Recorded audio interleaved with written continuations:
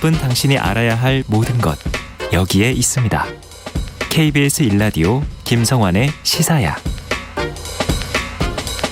먹는 형태의 코로나19 치료제가 내년 2월부터 국내에 단계적으로 도입됩니다. 정부가 경구용 치료제의 도입 시기를 구체적으로 밝힌 것은 이번이 처음인데요. 이 경구용 치료제가 과연 코로나19 대유행의 판도를 바꿀 이른바 게임 체인저가 될 수 있을지, 또 부작용이나 우려되는 점은 없는지 전문가와 조금 더 자세한 얘기 나눠보겠습니다. 이대 목동병원 호흡기내과 천은미 교수 연결하겠습니다. 교수님 안녕하십니까? 네, 안녕하십니까? 네, 이 코로나19 치료제 지금 개발 현황이 어느 정도 된 겁니까? 사용 승인된 종류가 지금 두 종류인가요? 지금 머크사의 몰리피라비르가 가장 최초로 개발된 경구 치료제고요. 네. 영국에서 지난주 목요일 날 긴급 승인이 되었습니다. 미국에는 지금 이제 승인이 신청이 들어간 상태고 아직까지 승인이 되진 않았고요. 네. 화이자 경우도 아직 신청 예정인 상태로 되어 있고 정식으로 승인이 된 것은 영국에서 머크사의 몰리피라비르가 최초입니다. 그럼 두 종류가 지금 나와 있는데 한 종류만 지금 승인이 영국에서 난 상황인데, 네. 근데 둘은 어떻게 다른 겁니까? 네, 머크사의 몰리피라비르는 원래 독감이나 RSV 바이러스의 약제로 개발이 되다가 코로나19가 유행하면서 코로나19 약제로 전환이 되었습니다. 기전 자체는 코로나 바이러스의 복제에 필요한 특이 효소에 작용을 해서 유전자 코드의 오류를 범하여서 증식을 억제하는 기전입니다. 그리고 두 가지 약제 다 증상 발현 5일 이내에 복용을 하게 되면 가능한 빨리 복용을 하는 거죠. 그럴 경우에 머크사의 몰리피라비르는 50% 정도 입원 감소가 있었고, 네. 투약군에서는 아무도 사망을 하지 않았습니다. 또 전체 모든 변이의 효과를 가지고 온 것으로 되어 있고요. 그러니까 28일 동안 사망을 안 했다는 고무적인 결과가 있지만 이 몰리피라비르 같은 경우는 입원하는 환자의 중증 환자에는 효과가 없는 것으로 되어 있었습니다. 화이자의 팍슬로비드란 이 약제는 조금 기전이 다릅니다만 코로나 바이러스의 프로테이즈란 효소가 있습니다. 그 네. 효소를 억제함으로 인해서 복제를 방해하는 약제고, 이 약제는 HIV 항바이러스제 리토나비르를 같이 사용을 하는데 그 이유는 대사를 느리게 해서 인체에 오래 머물게 해서 바이러스와 싸울 수 있는 양을 더 높이는 걸로 되어 있고요. 그리고 효과 면에서는 사실은 몰리피라보다 훨씬 좋습니다.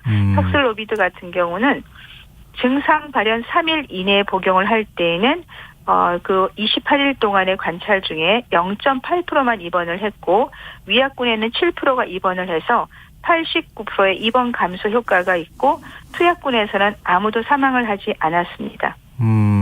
이 정부는 내년 2월부터 단계적으로 치료제를 도입한다 이렇게 밝혔는데요. 우리나라에는 어떤 종류가 얼마나 들어오는 겁니까?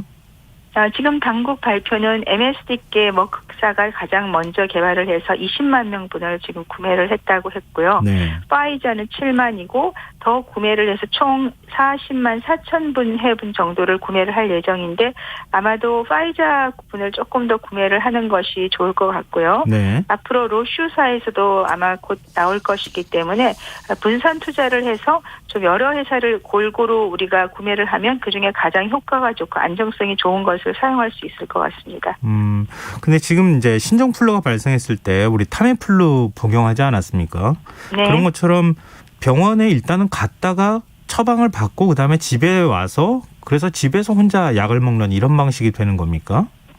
우선적으로 이제 독감 때는 진단받으면 바로 병원에서 처방을 받아서 집에 와서 복용을 하죠. 예. 근데 이제 우리 코로나19는 원체 전염성이 강하기 때문에 아직까지 그렇게 할지는 모릅니다. 우선은 이 약제들이 전부 고위험군, 그러니까 중증으로 발전을 할 수 있는 60세 이상이나 당뇨, 비만, 고혈압, 심장질환 환자들에게 투여를 했던 약물이기 때문에 우선적으로 이런 분들에 대해서 약제를 투여할 것이기 때문에 재택 치료를 하는 분들한테 약을 전달할 방식으로 아마 초기에는 하다가 이 약제가 전 세계적으로 많이 쓰이면서 진단과 동시에 누구에게나 복용해도 안정성과 효과성이 검증이 되면 타미플루처럼 처방을 받아서 바로 복용할 수 있는 쪽으로 발전할 것 같습니다. 네. 근데 일각에서는 이게 이제 경구용 치료제가 게임 체인저가 될 것이다. 코로나19 상황 종식시키는 데 크게 기여할 것이다. 이런 기대를 하고 있는데요. 교수님은 어떻게 보세요? 네, 저도 지금 89% 거의 90%의 입원율을 감소시키고 사망자가 나오지 않았다는 거는 타미플루에 못지않을 정도로 효과가 좋다고 생각합니다. 다만 아직은 이 검토를 통한 이런 논문 발표가 된 것이 아니고 제약회사의 발표이기 때문에 그 부작용 면에 대해서는 아직까지 좀 안정성을 봐야 되고요. 특히 이 임상 3상이 두 회사다 중간에 이제 775명 몰리피라비르는 파이자 같은 경우도 1219명에서 임상 중단이 됐기 때문에 네. 굉장히 그 임상 환자 수가 적습니다.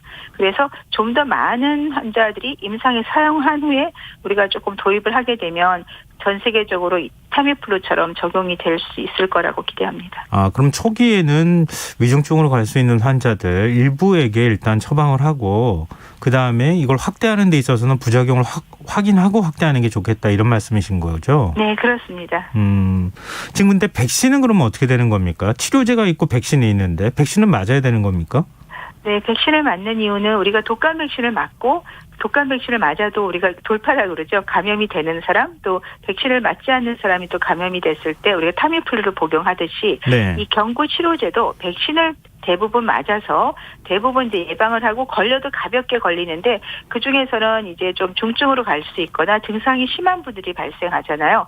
네, 그런 분들 대상으로 경구 치료제도 필요하기 때문에 네. 코로나19 종식을 위해서는 우리가 신종플루 때 백신이 나오고 타미플루가 나오면서 종식이 됐듯이 코로나19도 백신과 이 경구치료제가 같이 병행을 할 때 종식을 바라볼 수 있고 미국에서는 이 경구치료제에 대해서 혹시 1월 정도라도 코로나19를 종식할 수 있을 거라는 정도로 굉장히 좀 기대를 하고 있습니다. 내년 1월요? 네, 미국에서는 1월에는 상용화될 거고 국내는 아마 2월에 들어오는 걸로 되어 있기 때문에 네. 우리는 조금 더 기다려서 방역을 지키면서 확진자를 최대 감소시켜야 될 것 같습니다. 일단은 이제 그런 상황이 오기 전까지는 백신은 다 일단 접종해야 되는 거죠. 네, 그렇습니다. 네. 근데 이 가격 얘기도 좀 빼놓고 얘기할 수가 없는데요. 치료제 가격은 얼마입니까? 지금은 미국 달러로 700불 정도, 우리나라 돈으로 한 80만 원 정도가 될 것 같은데요. 사실 그 머크 몰리피라비르 같은 경우는 원가가 20불 정도이기 때문에 네. 아마 그 회사에서는 다른 한 100여 나라의 복제약을 허락을 한다고 했거든요. 아마 그렇다면 파이자도 지금은 가격이 비싸지만 조만간 이렇게 복제약을 허락하게 되면 우리나라도 이제 신종플루 때 타미플루를 복용하듯이 좀 저렴하게 대부분 국민들이 언제든지 사용할 수 있지 않을까 생각합니다. 근데 우리 백신 맞을 때는 그냥 정부에서 백신을 놔주는 거였었잖아요. 네, 근데 치료제는 어떻게 되는 거예요? 그것도 치료제도 정부가 구매를 해서 지금 말한 고위험군 환자들한테는 무료로 아마 투여를 할 것입니다. 무료로 환자 부담분은 없다는 말씀이시죠? 네, 그럴 것 같습니다. 네. 방역 당국에서는 오늘 이번 주 화수 단계적 일상 회복과 할로윈 여파로 확진자가 급증할 가능성이 있다 이렇게 밝혔거든요. 네. 교수님께서는 지금 확진자 추이 어떻게 보고 계십니까? 네, 지난주 확진자 수를 보시면 이 여파는 아직까지 위드 코로나 11월 1일 이후의 여파가 아니고 한 2주 전에 방역 완화가 되면서 그 이동량이 증가한 그런 여파고 또 중증자랑 사망자가 증가한 것은 4차 대유행 이후에 축적이 되어 있고 네. 요양시설에서 확진자가 나오면서 그분들이 이제 중증 사망자로 가신 겁니다.